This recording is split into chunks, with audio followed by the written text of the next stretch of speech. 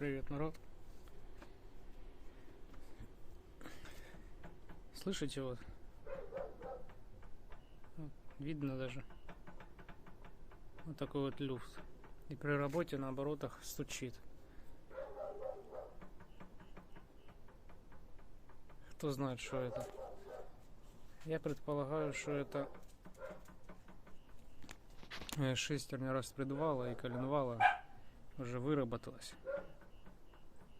Поэтому вот так вот такой вот тут люфтик есть и звук.